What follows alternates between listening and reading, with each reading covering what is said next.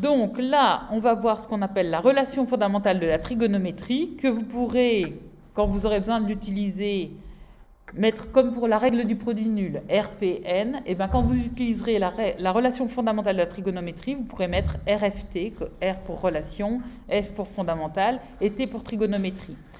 Et donc, ce qu'on appelle ici, ce symbole-là, là, où on dirait effectivement un A qui est mis à l'envers, ça veut dire quel que soit, ou pour toute valeur de θ appartenant à R, pour toute valeur de θ appartenant à R, on sait que le carré de cosinus θ plus le carré de sinus θ va être égal à 1. Okay? Avec ce que je viens de vous montrer, vous savez que cosinus θ et sinus θ, c'est l'abscisse et l'ordonnée d'un point M qui est sur le cercle trigonométrique. Donc, un point M qui est sur le cercle trigonométrique. Hop, zut, j'aurais dû faire plus gros.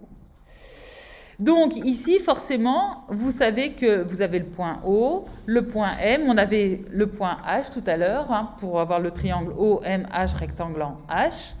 Eh bien, on utilise la relation fondamentale de la trigonométrie. C'est le théorème de Pythagore qui est vu dans le cercle trigonométrique.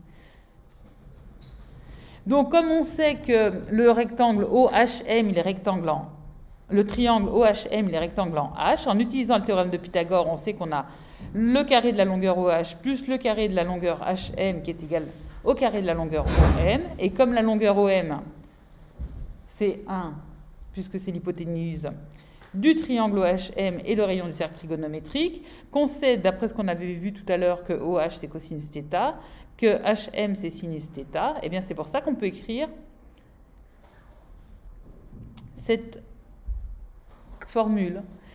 Et pour que ça aille plus vite, on l'écrit de cette façon. Cosinus carré θ plus sinus carré θ est égal à 1. Mais il faudra bien mémoriser que ce n'est pas le cosinus qu'on met au carré.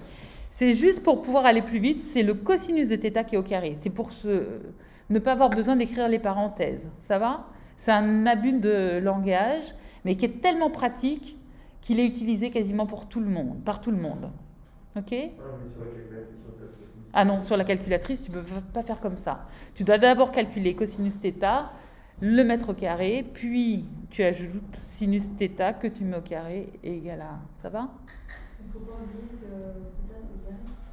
Il ne faut pas oublier que quand tu écris comme ça, cos carré θ, ça veut dire cos θ au carré. C'est pas θ qui est au carré, c'est cos θ qui est au carré. Ok? Ça va? Il y a d'autres questions? Non? Donc ça va être important de bien le mémoriser.